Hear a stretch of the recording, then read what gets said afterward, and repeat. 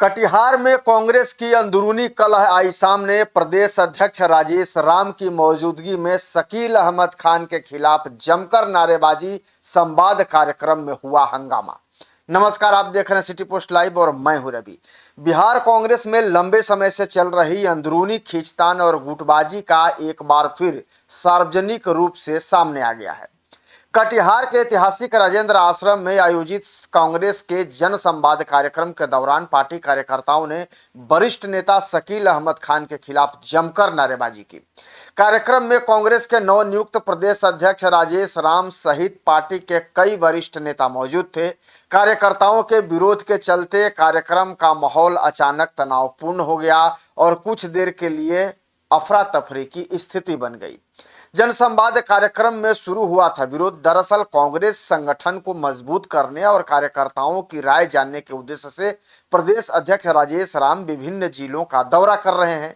इसी क्रम में कटिहार में जनसंवाद कार्यक्रम आयोजित किया गया था, जहां बड़ी संख्या में पार्टी कार्यकर्ता और स्थानीय नेता मौजूद थे। शुरुआत में कार्यक्रम सामान्य रूप से चल रहा था। प्रदेश अध्यक्ष कार्यकर्ताओं की बातें सुन रहे थे और संगठन को मजबूत करने को लेकर सुझाव भी ले रहे थे। लेकिन जैसे ही कांग्रेस विधायक दल के नेता और वरिष्ठ नेता शकील अहमद खान मंच से बोलने के लिए खड़े हुए, कुछ कार्यकर्ताओं ने विरोध करना शुरू कर दिया।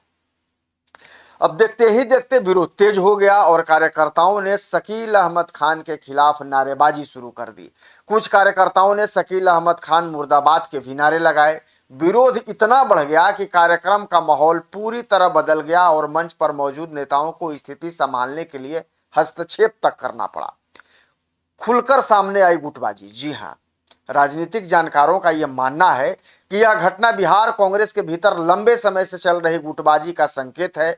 पार्टी के भीतर कई नेता और कार्यकर्ता संगठनात्मक फैसलों, टिकट वितरण और नेतृत्व की शैली को लेकर अलग अलग राय रखते हैं। कटिहार की घटना ने यह दिखा दिया कि कांग्रेस के भीतर कुछ वर्गों में असंतोष अभी भी मौजूद है। कार्यकर्ताओं का आरोप था कि उनकी बातों को संगठन में पर्याप्त महत्व नहीं दिया जा रहा है और कई मुद्दों पर उनकी नाराजगी लगातार बढ़ रही है। हालांकि विरोध करने वाले कार्यकर्ताओं ने मीडिया के सामने खुलकर शिकायतों का विस्तार से उल्लेख नहीं किया, लेकिन कार्यक्रम में हुई नारेबाजी ने यह साफ कर दिया कि पार्टी के अंदर सब कुछ सामान्य नहीं है। राजेश राम ने इसे फीडबैक बताया है। जी हां, घटना के बाद जब मीडिया ने प्रदेश अध्यक्ष राजेश राम से सवाल किया तो उन्होंने स्थिति को शांत करने की कोशिश की। उन्होंने कहा कि इसे हंगामा कहना सही नहीं होगा। राजेश राम ने कहा कि ये मेरे परिवार के लोग हैं। परिवार के सदस्य अपनी बात अलग अलग तरीके से रखते हैं। जो आपको हंगामा दिख रहा है वह मेरे लिए फीडबैक है। मैं कार्यकर्ताओं की भावनाओं को समझने और उनकी बात सुनने आया हूं। प्रदेश अध्यक्ष ने यह भी कहा कि कांग्रेस एक लोकतांत्रिक पार्टी है और यहां हर कार्यकर्ताओं को अपनी बात रखने का पूरा अधिकार है। उन्होंने भरोसा दिलाया कि कार्यकर्ताओं की शिकायतों और सुझावों पर गंभीरता से विचार किया जाएगा। दरअसल लोकसभा चुनाव के बाद संगठन मजबूत करने की चुनौती है। बिहार कांग्रेस इस समय संगठन को मजबूत करने की कोशिश में जुटी है। हाल के राजनीतिक घटनाक्रमों और आगामी चुनावों को देखते हुए पार्टी नेतृत्व जिला स्तर पर कार्यकर्ताओं के साथ संवाद स्थापित कर रहा है। राजेश राम को प्रदेश अध्यक्ष बनाए जाने के बाद कांग्रेस नेतृत्व को उम्मीद है कि संगठन में नई ऊर्जा आएगी और जमीनी स्तर पर पार्टी की स्थिति और मजबूत होगी। लेकिन कटिहार की घटना ने यह संकेत दे दिया है कि संगठनात्मक एकता बनाए रखना अभी भी बड़ी चुनौती है। राजनीतिक हलकों में अब इस बात को लेकर चर्चा तेज हो गई है। कटिहार की इस घटना के बाद राजनीतिक गलियारों में चर्चा तेज हो गई है। विपक्षी दल भी कांग्रेस की अंदरूनी कलह को लेकर निशाना साध सकते हैं। वहीं कांग्रेस नेतृत्व अब इस बात पर ध्यान केंद्रित कर रहा है कि कार्यकर्ताओं की नाराजगी को कैसे दूर किया जाए और संगठन को एकजुट कैसे रखा जाए। क्या है आगे की चुनौती? दरअसल राजनीतिक विशेषज्ञों का मानना है कि आगामी चुनावों से पहले कांग्रेस को अपने संगठनात्मक ढांचे को मजबूत करने के साथ साथ अंदरूनी मतभेदों को भी सुलझाना होगा।